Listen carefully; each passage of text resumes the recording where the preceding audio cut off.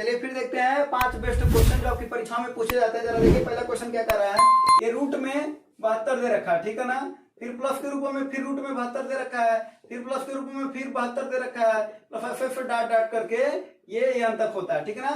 तो इसी का वैल्यू पूछ रहा है। तो जरा देखिएगा क्या करना है आपको, कोई दो संख्या लेनी है और उसका गुणा करने पर 72 आना चाहिए, लेकिन एक और बात है कि उसका अंतर एक आना चाहिए। क्या आना चाहिए? एक आना चाहिए। जैसे कि 8 और 9, यानी 8 और 9 का गुणा करेंगे तो आपका कितना आएगा? 72, और जब इसका अंतर लेंगे तो कितना आएगा? 1। कितना आएगा? 1। तो 8 9 72 और अंतर आएगा 1। तो अगर ऐसा है तो अगर इसमें प्लस है करनी में तो उत्तर बड़ा वाला हो जाएगा, यानी उत्तर आपका कितना मिल जाएगा? 9।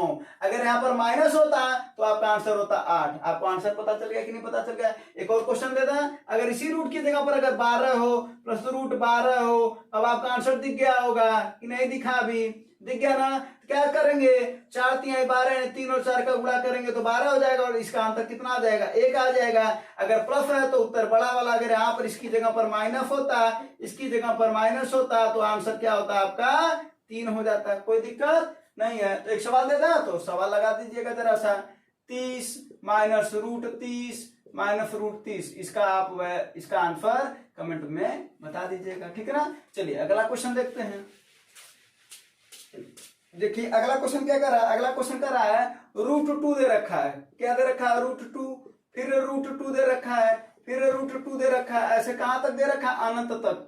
तो ठीक है, तो इसका आंसर अगर कभी भी ऐसा दिया रहे कि गुणे के रूप में दिया रहे और वो अनंत तक रहे तो उसका आंसर देखते ही मार दीजिएगा 2, यानी जो रूट में रहेगा वो ही उसका आंसर हो जाएगा। यानी अगर आप कह रहे हैं कि रूट में 7 होता तो क्या 7 आंसर होता? बिल्कुल होता। 6 होता तो 6 आंसर होता, 10 होता तो 10 आंसर होता। कैसे दे रहा उसको भी आइए बता देते हैं। इसी को हम लोग मान लेते हैं यक्ष। क्या मान लेते हैं? यक्ष। तो जरा एक बात बताएगा कि अगर ये पूरा का पूरा यक्ष है तो अनंत में से अगर एक हटा भी देंगे ये वाला तो क्या ये यक्ष ही तो रहेगा ना, उससे कुछ कम तो नहीं हो जाएगा। तो क्या हो जाएगा? √2 इसको लिख सकते हैं यक्ष बराबर यक्ष, दोनों पक्षों का स्क्वायर कर दीजिए तो स्क्वायर करने पर रूट हट जाएगा और इधर हो जाएगा स्क्वायर, तो एक यक्ष से एक यक्ष कट जाएगा। तो जरा बताइए यक्ष बराबर 2 आया कि नहीं आया? वो इसका वैल्यू पूछ रहा था, इसी को तो हम यक्ष माने थे, तो उसी का वैल्यू कितना आया? 2 आया। कोई दिक्कत नहीं है। चलिए अब अगला क्वेश्चन देखा जाए। तो 2 क्वेश्चन जान लीजिएगा, और आपकी परीक्षाओं में, रेलवे की परीक्षाओं में तो घूमते रहते हैं, ठीक है ना। कभी कभी एसएससी जीडी की परीक्षाओं में भी आ जाते हैं, ठीक है। चलिए अब अगला क्वेश्चन देखा जाए। अगला क्वेश्चन देखिए क्या करा करा, एक समकोण त्रिभुज है जिसका एक न्यून कोण 55 डिग्री है। समकोण त्रिभुज आपको पता होगा, यही समकोण त्रिभुज होता है। समकोण त्रिभुज में एक कोण 90 डिग्री होता है, ये आपको पता है, और बाकी दोनों कोण न्यून कोण होते हैं। न्यून कोण का मतलब होता है 90 से कम। तो एक करा 55 है तो एक दूसरा वाला ये क्या होगा?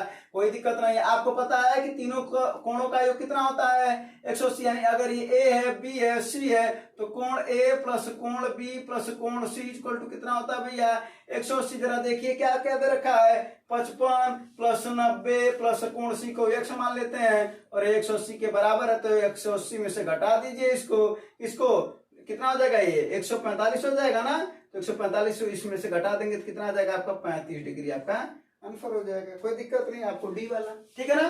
तो बस ये ध्यान दीजिएगा कि त्रिभुज के तीनों अंतःकोणों का कितना होता है? 180 डिग्री होता है, और एक न्यून कोण दे रखा है। तो 2 न्यून कोण होते हैं समकोण त्रिभुज में। कभी कभी यही क्वेश्चन पूछ देता है कि समकोण त्रिभुज के पास कितने न्यून कोण होते हैं? तो 2 न्यून कोण होते हैं, ठीक है ना। चलिए अब अगला क्वेश्चन देखा जाए।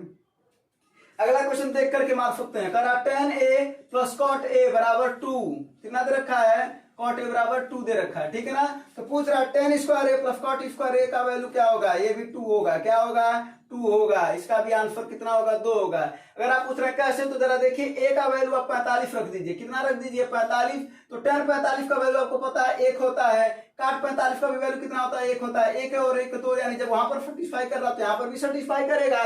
तो tan a का वैल्यू अगर हम यहाँ पर a का वैल्यू 45 रख देंगे तो tan a का वैल्यू कितना हो जाएगा? tan 45, इसका वैल्यू हो जाएगा 1। 1 का स्क्वायर 1 होता है, इसका यहाँ पर भी 1 आएगा, 1 का स्क्वायर 1, तो 1 धन 1 इक्वल टू 2। आपका आंसर मिल गया, ठीक ना।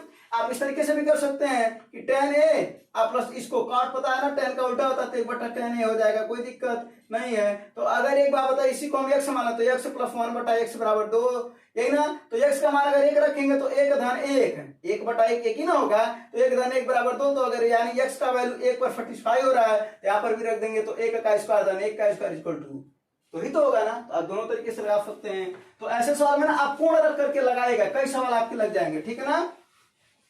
चलिए ये हो गया आपका तीसरा सवाल। अब देखते हैं अगला चौथा सवाल क्या है। चौथा सवाल बड़ा अच्छा सवाल है। चौथे सवाल के लिए सबसे पहले आप सवाल लगाइए और हम आपको फार्मूला लिख देते हैं। तो जरा एक फार्मूला लिखिएगा, a cube plus B cube plus c cube minus 3abc। Formula होता है a plus b plus c, एक क्वेश्चन में दूसरे question a square plus b square plus c square minus a b minus b c minus ये formula होता है। Formula को याद रखे रहेगा। अब यहाँ पर जरा देखें क्या दे रखा है, कह रहा है कि a प्लस बी प्लस सी बराबर 0। तो आपको पता होना चाहिए कि अगर इसका वैल्यू अगर हम 0 रख देंगे तो 0 में इसका गुणा होगा, तो ये वैल्यू कितना हो जाएगा 0, यानी a cube plus B cube धन सी क्यूब माइनस 3abc बराबर 0। तो इसी माइनस को उधर ले जाएंगे तो क्या हो जाएगा, प्लस हो जाएगा। तो उसको इधर लेते चलिए तो बराबर क्या हो जाएगा 3abc। अब जरा क्वेश्चन देखिए क्या कर रहा है, इस बात को ध्यान दीजिएगा। ये कब आया है, जब a प्लस बी प्लस सी बराबर 0 है तब ये आया है, ठीक है ना। तो जरा देखिए क्या पूछ रहा है, a क्यूब धन बी क्यूब अधन सी क्यूब बराबर, यहाँ पर क्वेश्चन मार्क दे रखा है, इसको क्या मान लीजिए a मान लीजिए, चलिए x मान लीजिए इसको, ठीक ना, x गुणे abc। तो इसका वैल्यू ही कितना 3abc के बराबर ना, तो 3abc बराबर x गुणे abc। भैया abc से abc कट जाएगा तो x का वैल्यू कितना आ जाएगा 3। फार्मूला नोट करिएगा, ठीक है ना। तो इसका वैल्यू कितना आ गया 3 आ गया, ठीक है ना। तो फार्मूला नोट कर लीजिएगा, कोई दिक्कत नहीं है। चलिए तो आपके 5 क्वेश्चन खत्म हो गए, ठीक है ना। तो अगर ये आपको समझ में आया हो तो वीडियो को लाइक कर दीजिएगा और अपने दोस्तों के पास शेयर कर दीजिएगा। धन्यवाद, जय हिंद।